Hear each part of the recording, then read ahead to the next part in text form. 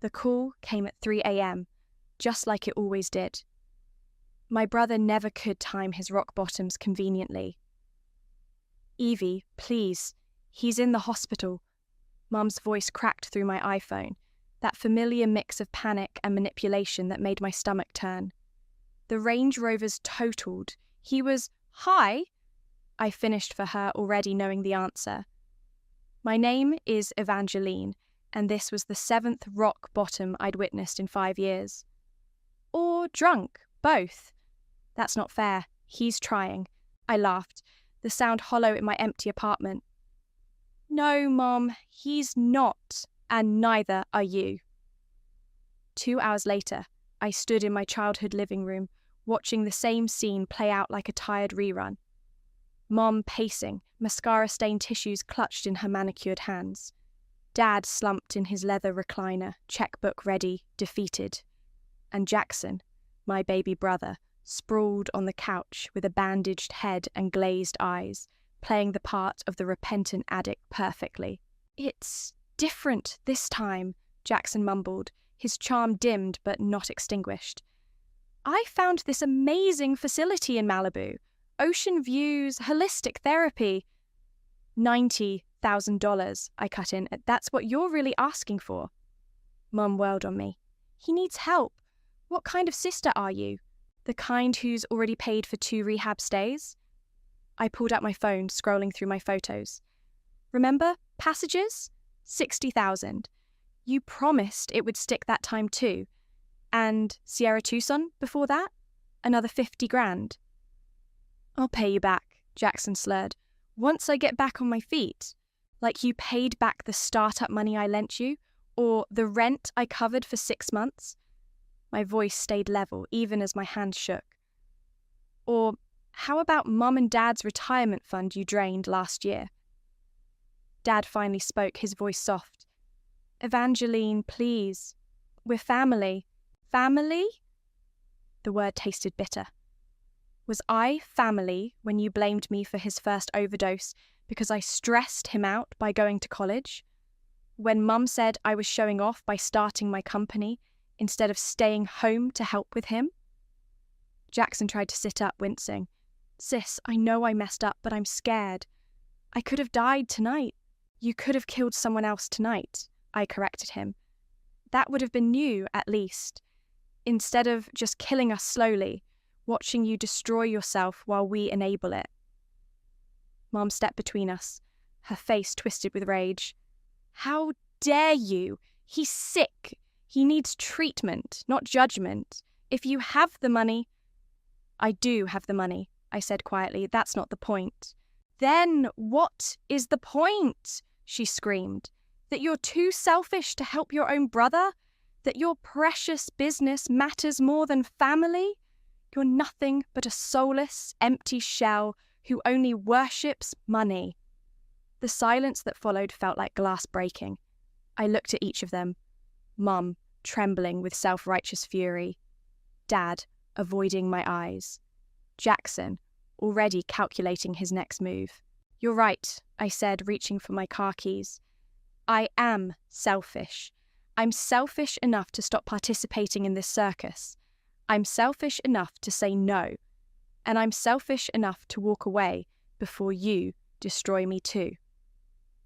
"If you leave now," Mum's voice turned deadly quiet, "don't ever come back." I paused at the door, looking back one last time. "That's the first honest thing you've said all night." The door slammed behind me with a finality that should have hurt more. Instead, as I walked to my car, a strange calm settled over me. My phone buzzed. Probably Mom, already backpedaling, trying to reel me back in. I declined the call. Starting the engine, I caught my reflection in the rearview mirror. I looked exactly like the heartless sister they accused me of being. But underneath the composed exterior, something else was taking shape. An idea born of rage and rejection and years of watching addiction destroy not just the addict, but everyone who loved them. "I'll save addicts," I whispered to my reflection.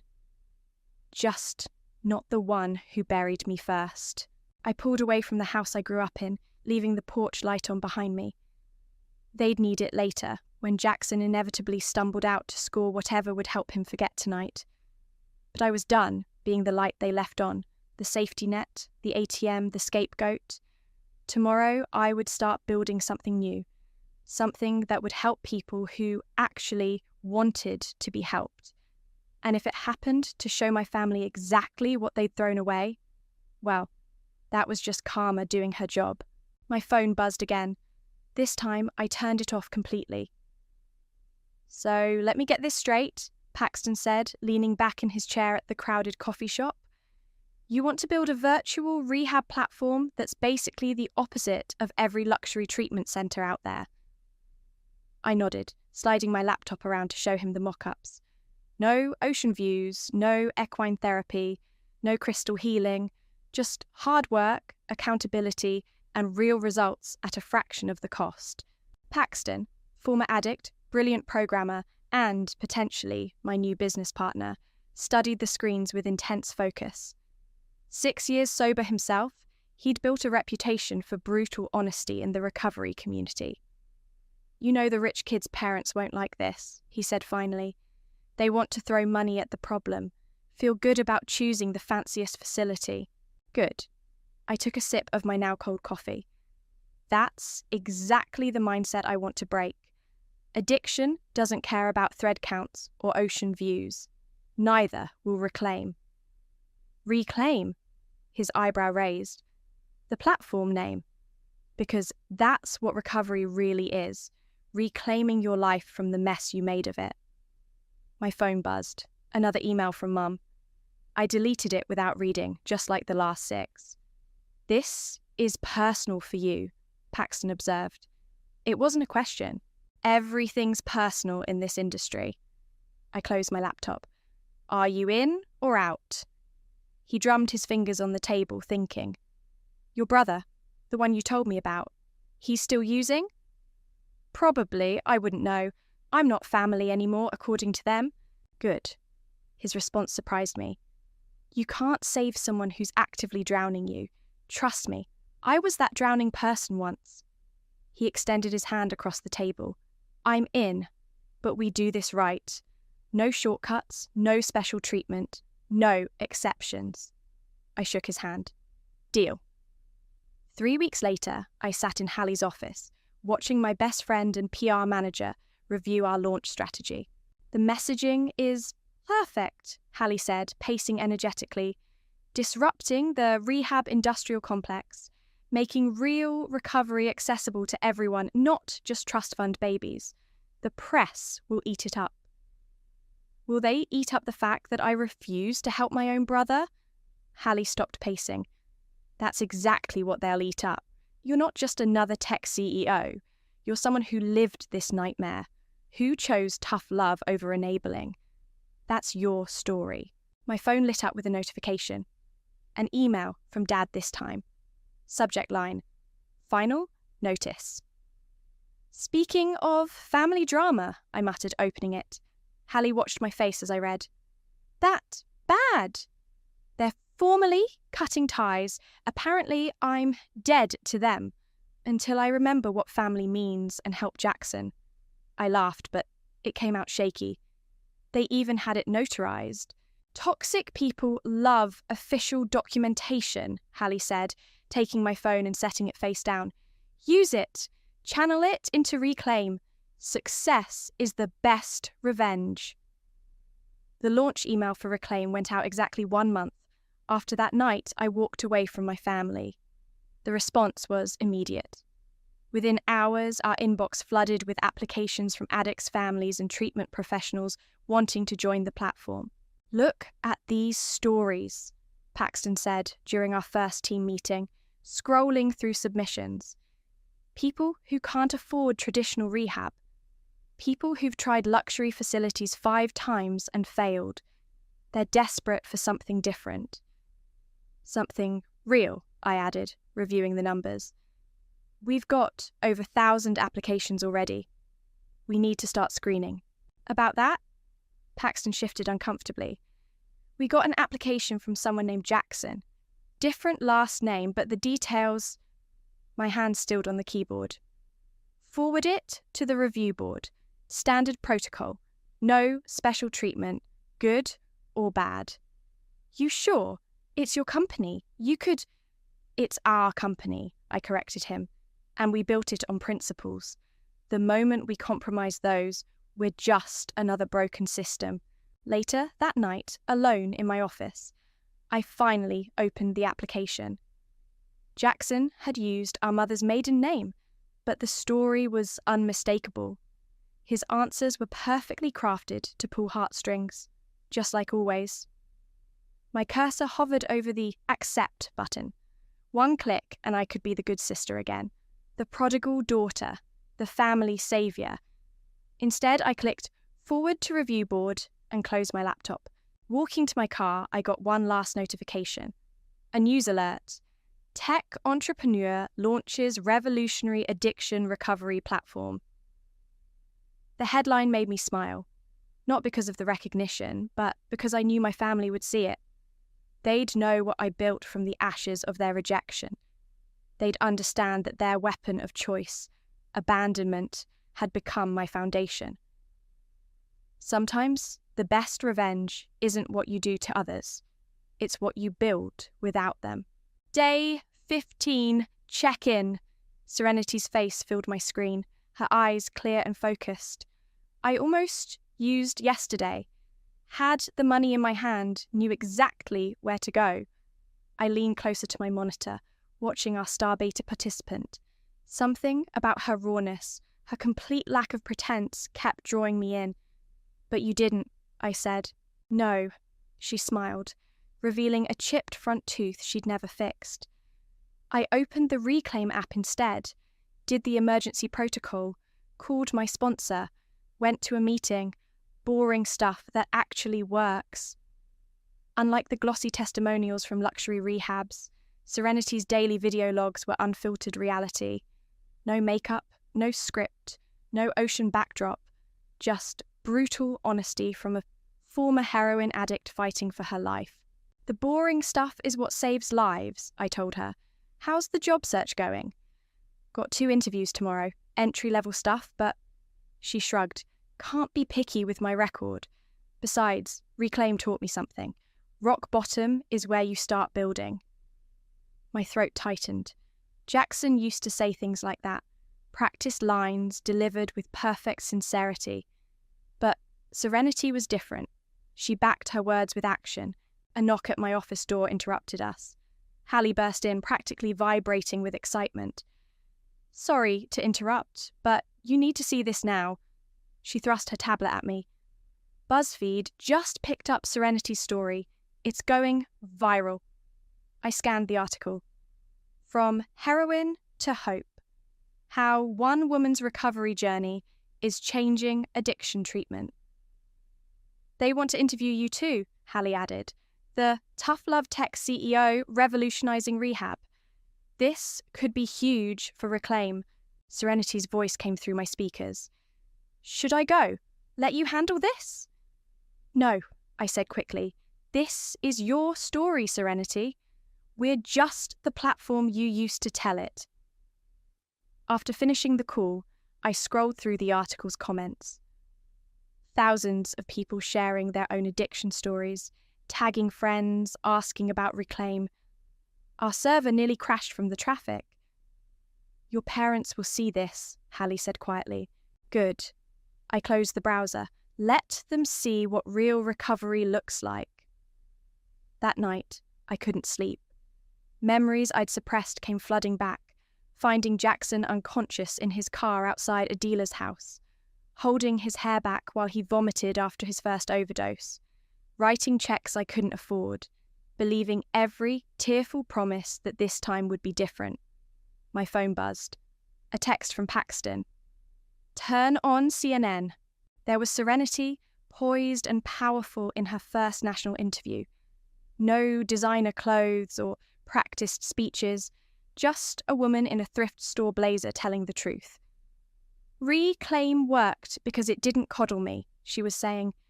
They demanded accountability, made me face my choices.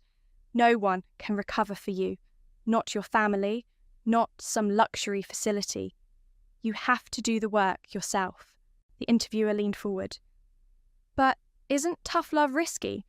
Couldn't refusing to help an addict lead to tragedy? Serenity didn't hesitate.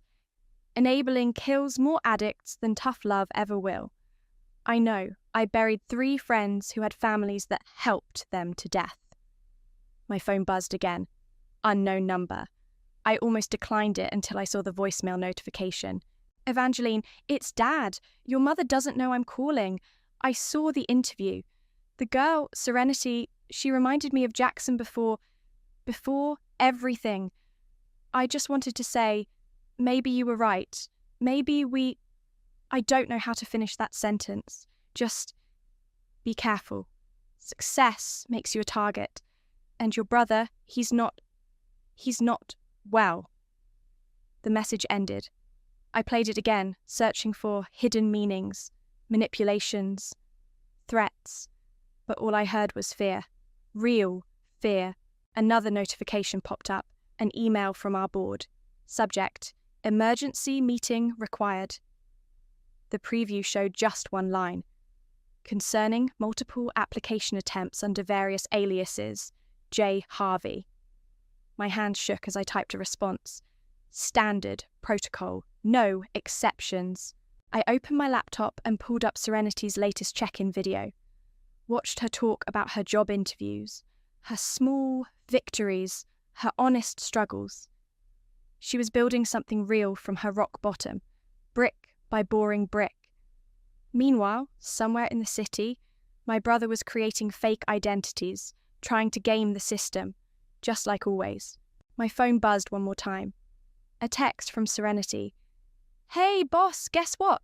Got the job. Starting Monday. Thanks for not saving me. Thanks for making me save myself. I stared at her message for a long time, thinking about salvation and consequences, about tough love and real love, about the fine line between revenge and justice. Finally, I texted back. You did the work, you get the credit. See you at tomorrow's check-in.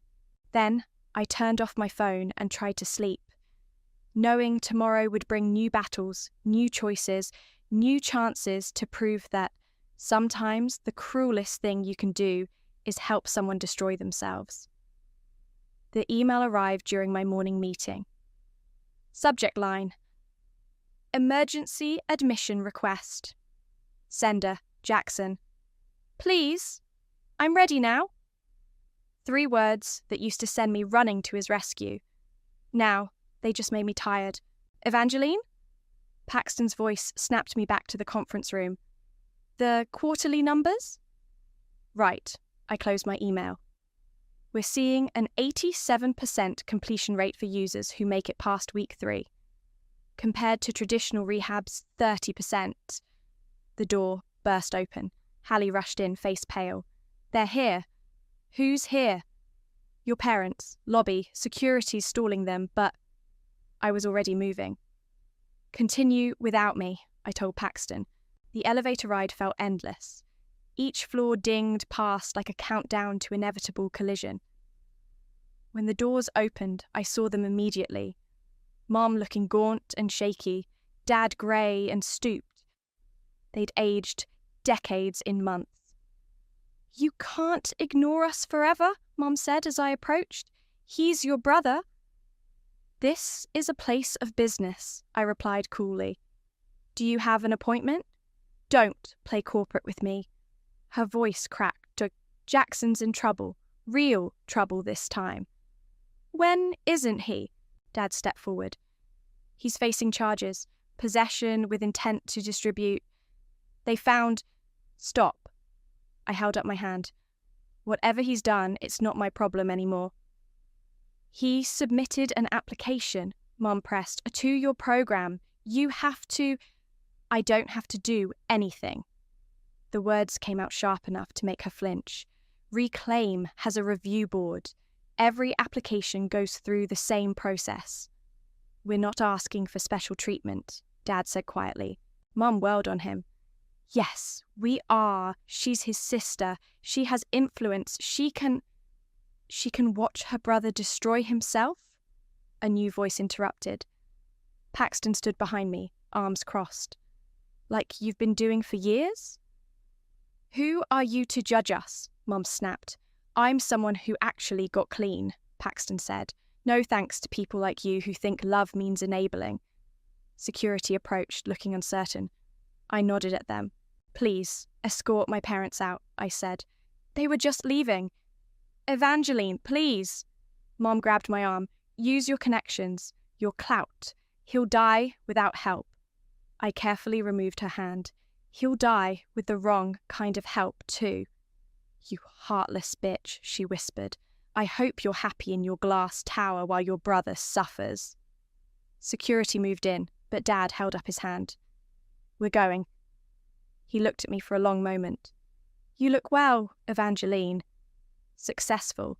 Don't compliment her, Mom hissed as they walked away. She's dead to us, remember? After they left, I returned to my office and opened Jackson's application. His answers were perfect. Textbook recovery speak. Just what we wanted to hear. Too perfect, Paxton said, reading over my shoulder.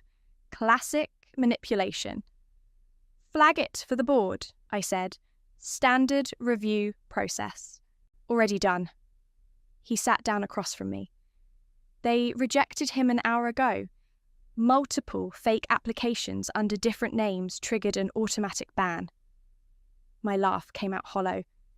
He couldn't even be honest about asking for help. Your parents' visit wasn't a coincidence, Paxton said. They knew he'd be rejected. They came to pressure you. They came to remind me I'm the villain in their story. I closed my laptop. The cruel sister who won't save her brother. You can't save someone who's actively trying to game the system. Tell that to my mother. My phone buzzed. A news alert. Local dealer arrested, multiple charges. My heart stopped when I saw the address. It was 2 blocks from my parents' house. Another email popped up. From Jackson.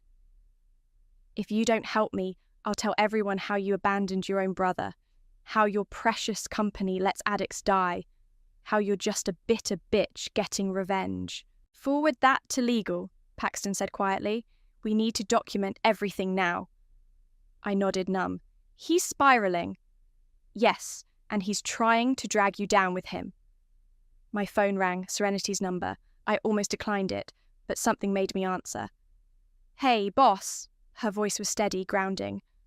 Heard there was drama in the lobby. You okay? No, I admitted, but I will be.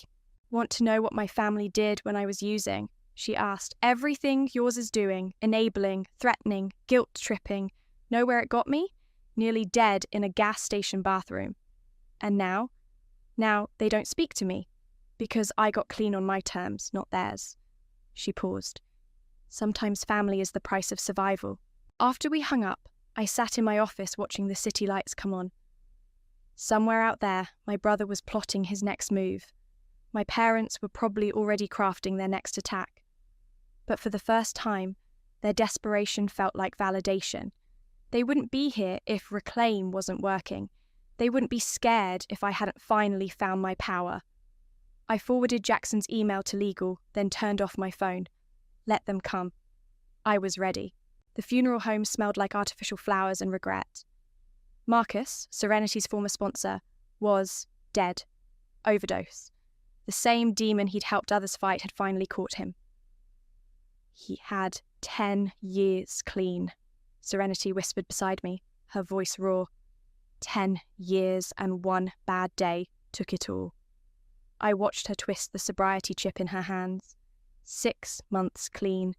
Such a fragile milestone, suddenly feeling more precarious than ever. The memorial photos showed a different Marcus than I'd known. Younger, healthier, surrounded by the people he'd helped. In one picture, he stood proudly outside his first apartment after getting clean. In another, he was speaking at a recovery meeting, eyes bright with purpose. He saved my life once, Serenity said. Found me behind a dumpster, barely breathing. Instead of calling 911, he sat with me through withdrawal, said he wouldn't let the system swallow me up. The memory hit me like a punch, finding Jackson in his car, lips blue, needle still in his arm. I'd called 911 that time. Had to watch them Narcan him back to life while he fought them, cursed me, promised he'd never forgive me for ruining his high. Evangeline? Serenity touched my arm. You're shaking. I need air. Outside, the autumn wind cut through my blazer. I sank onto a bench, memories flooding back faster than I could suppress them. Jackson, 16, stealing Mum's jewelry for drug money. Me, covering for him because he's just going through a phase. Jackson, 18, totaling his first car. Me, giving him my college savings to pay for repairs because he'll pay me back. Jackson, 20, overdosing at my graduation. Me, missing the ceremony to sit in the ER while Mum blamed me for stressing him out with my success. Jackson, 24, stealing my identity to open credit cards. Me, working double shifts to pay off his debt because family protects family. Here. Serenity appeared with 2 paper cups of coffee. It hits harder at funerals, doesn't it? All the what-ifs. I destroyed my life trying to save his, I said, the words spilling out. My grades, my scholarships, my first business, all sacrificed on the altar of my brother's addiction. And they called it love. That's not love, she said firmly. That's slow suicide. Inside, the service was starting. Marcus's sister was speaking, her voice carrying through the open door. We thought love meant never giving up. But sometimes love means letting go. My phone vibrated. A text from Hallie. News alert. You need to see this. The headline made my coffee turn to acid in my stomach. Local man arrested in drug sting. Claims sister's recovery program denied him help. Jackson, I whispered. Serenity read over my shoulder. He's desperate. Cornered animals always bite hardest. Another text from Paxton. Board emergency meeting in 1 hour. Your brother's accusations are gaining traction. I have to go. I stood, hands still shaking. I'm sorry about Marcus. Don't be sorry, Serenity said. Be strong. What you built with Reclaim, it's what Marcus believed in. Real recovery, not enabling wrapped in family guilt. I looked back at the funeral home, at the photos of a man who saved others but couldn't save himself. At Serenity, holding her 6-month chip like a shield against the darkness. You know what the hardest part is? I asked her. Sometimes I miss him. The him before the drugs. The little brother who used to make me laugh, who drew me pictures, who looked at me like I could fix anything. That's the real tragedy of addiction, she said softly. It doesn't just kill people. It replaces them with shadows wearing their faces. My phone buzzed again. Mum this time.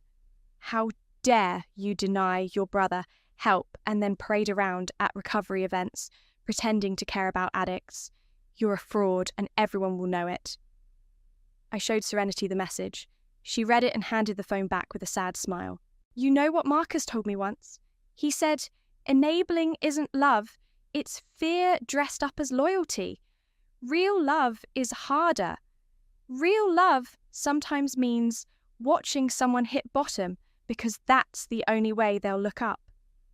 The wind picked up, scattering autumn leaves across the funeral home steps. Inside, people were sharing memories of Marcus, of lives he'd touched, of battles he'd helped others win, even as he lost his own. I have to face the board, I said, deal with Jackson's accusations. Go, Serenity squeezed my hand. Show them what real recovery looks like. Show them why we can't compromise, even for family. Especially for family.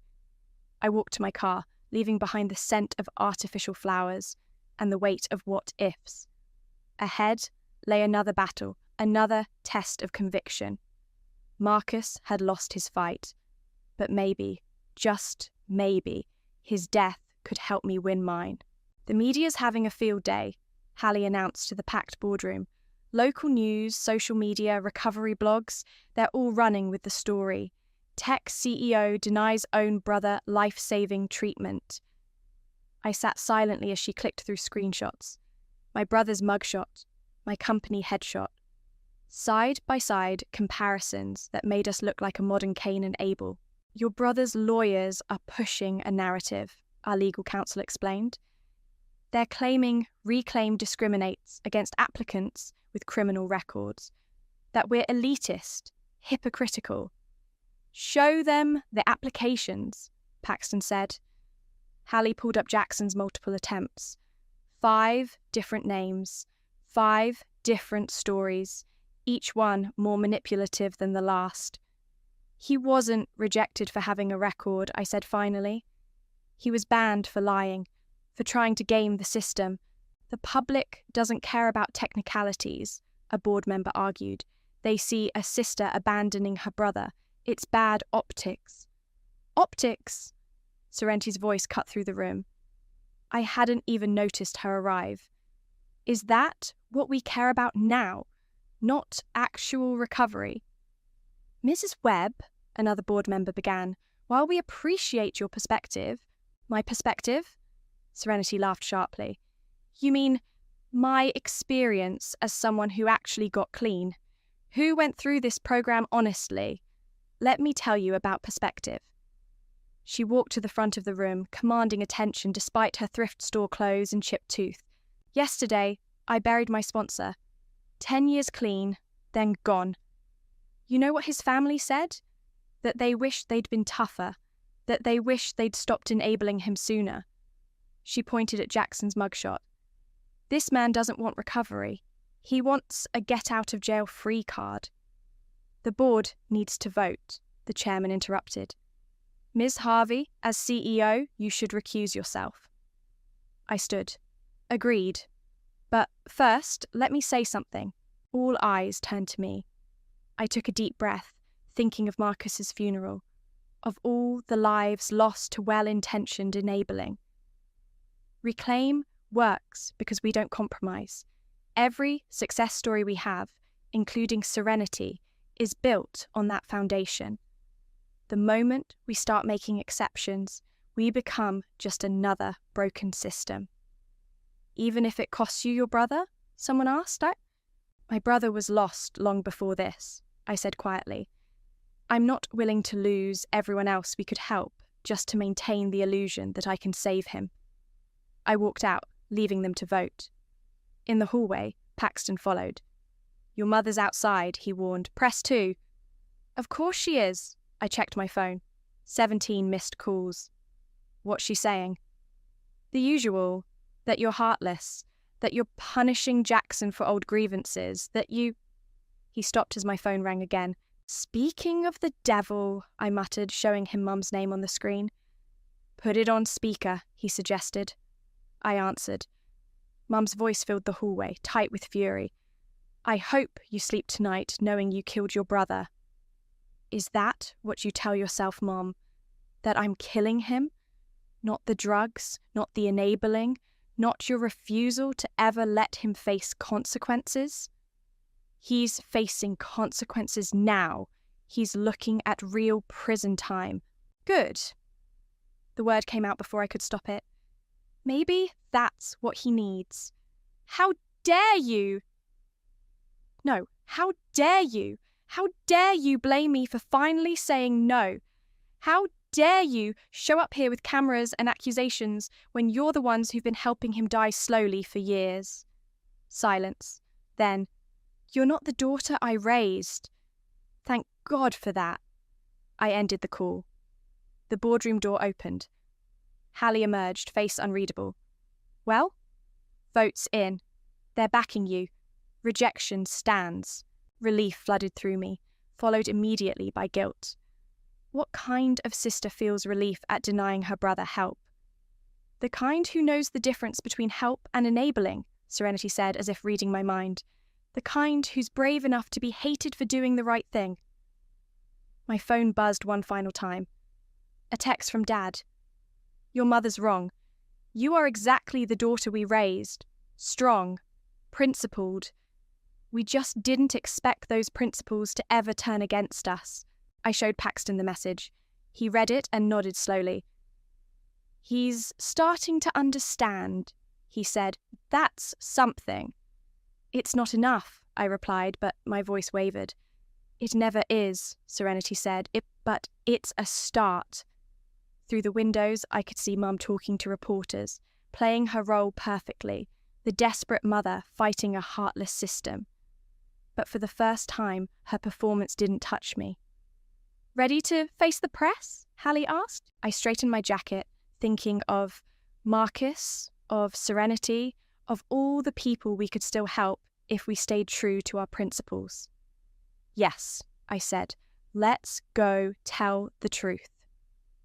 The video went viral within hours. Jackson, wild-eyed and belligerent, fighting with police outside a convenience store. His voice slurred but clear enough. My sister thinks she's better than everyone with her fancy rehab program. She let this happen. I watched it for the third time in my office, each viewing hurting less than the last. We need to respond, Hallie said, pacing behind me. The press is... Look at this timestamp, I interrupted, pausing the footage. This was filmed yesterday, while Mom was outside our building crying to reporters about how desperately he wanted help. My phone lit up, Serenity calling. Turn on TED Talks live stream, she said without preamble. I'm about to go on. I switched screens just in time to see Serenity walk onto the red circle. Gone was the thrift store clothing, replaced by a simple black dress, but her chipped tooth still showed when she smiled. Perfectly, authentically imperfect. 6 months ago, I was dying, she began. Not the dramatic Hollywood kind of dying, the slow, grinding kind that addiction specializes in.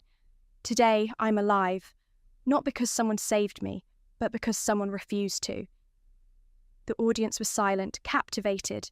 Reclaim didn't save my life by coddling me. They saved it by demanding I save myself, by showing me that rock bottom isn't a place, it's a choice to either keep digging or start climbing. My office door burst open. Paxton rushed in, tablet in hand. Security breach, he said tersely. Someone tried to hack our system, tried to create a fake profile using Serenity's ID. Jackson? No. He showed me the logs. Your father. I stared at the evidence. Clumsy but determined attempts to forge documents, to create a backdoor for Jackson using Serenity's success story as a template. On screen, Serenity was still speaking. The hardest part of recovery isn't getting clean. It's staying clean when everyone who claims to love you keeps trying to drag you back into comfortable patterns of destruction. What do you want to do? Hallie asked quietly. Document everything, I said. Send it to legal and draft a statement. Saying what? I looked at Serenity on screen, standing tall and honest in her hard-won victory.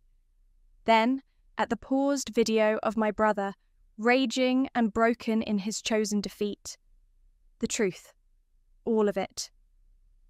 An hour later, I stood before a forest of microphones. At Reclaim, we believe in accountability, even when it's family, especially when it's family. My brother's addiction didn't happen in a vacuum. It was fertilized by enablers, myself included. For years, I wrote checks, made excuses, cleaned up messes, calling it love while watching him die. Cameras flashed. Reporters shouted questions. I held up my hand.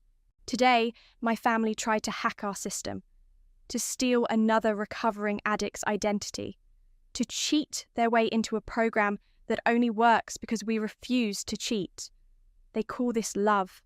I call it what it is, abuse, of trust, of resources, of the very concept of recovery. My phone buzzed. Mum calling. I declined without looking. Reclaim isn't just a company. It's a promise. To every addict ready to do the work. To every family member brave enough to stop enabling. To everyone who understands that Sometimes love means standing firm while someone you care about hits bottom. Later, alone in my office, I watched the statement go viral. Tough love works started trending. Testimonials poured in from families who'd made similar choices. Former enablers sharing their turning points. Then came the security alert. Another attempted breach, this time from an internet cafe near my parents' house. Amateur, desperate attempts to access our system. My phone lit up with a text from Dad. Your mother doesn't know, I had to try something, anything. He's getting worse. Before I could respond, another alert popped up. A news update. Local man arrested for assault and drug possession after convenience store altercation. Jackson's mugshot stared back at me. No more wild eyes or slurred accusations. Just empty defeat. Serenity's TED Talk had ended. The standing ovation was still echoing through my speakers when she called. You saw the news? Yes. You okay? I thought about it. Really thought. Yes, because for the first time, I'm not responsible for his choices. Karma's a mirror, she said softly. It shows people exactly what they've been. My email pinged. The daily reclaim success metrics. Completion rates up. Relapse rates down. Real people getting real help because we refuse to compromise. Your brother? Serenity said. He'll hit bottom eventually. I know. The question is, will you be strong enough to let him? I looked at my phone. More missed calls from Mom. More desperate texts from Dad. Then, at my computer screen, where success stories scrolled past like stars in the darkness. I already am, I said, and meant it. You should see this place. Serenity's voice echoed through my car's speakers as I drove home. We've got 3 floors now. Real beds, not just cots. A computer lab for job searches. It's everything we dreamed Reclaim could be. I smiled, picturing her giving tours of her new recovery centre. Send pictures. I want to see what you've built. What we built, she corrected. None of this exists without you taking that first stand. Rain pelted my windshield as I pulled into my driveway. How's the success rate? 78% completion. No shortcuts, no exceptions, just like you taught me. Inside my house, I kicked off my heels and sank onto the couch. A dusty photo album caught my eye, one I hadn't opened since that night I walked away from my family. Evangeline? Serenity's voice softened. There's something else, something you should know. I opened the album. There we were, Jackson and me building sandcastles, Jackson and me racing bikes, Jackson and me before everything broke. What is it? We got a new admission today. He registered under a fake name, but... She paused. It's Jackson. The album slipped from my hands, photos scattering across the floor. He didn't try to game the system this time, she continued. No manipulation, no shortcuts. He's just... here, doing the work. I bent to gather the photos, hands shaking. Does he know you know? Yes, he asked me not to tell you. Said he needed to do this without family pressure, either positive or negative. A new text lit up my phone. Mum's latest attempt at contact. I deleted it without reading, just like all the others. You might want to watch the evening news, Serenity added. He gave an interview. I found the channel just in time. There was my brother, sitting in what looked like a group therapy room. No designer clothes, no practice charm, just Jackson, looking older and somehow smaller. I spent years blaming everyone else, he was saying. My sister, especially. It was easier than admitting I was the problem. But watching her build something that actually helps people, watching her choose truth over family loyalty, it broke something in me. Something that needed breaking. I muted the TV, fighting for breath. He's different this time, Serenity said quietly. I've seen enough recovery to know the real thing. Or maybe he's just better at faking it. Maybe. But that's not your burden anymore. You did the hardest thing. You walked away. Let him do the hard thing now. My doorbell rang. Through the peephole, I saw Dad standing in the rain, alone. I have to go, I told Serenity. Someone's here.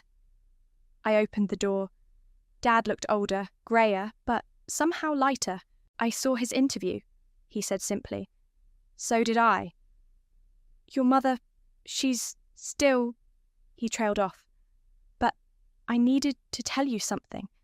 That night, when you walked away, you weren't the one who abandoned family. We were. The rain fell harder, but neither of us moved. I'm not asking for forgiveness, he continued, or reconciliation.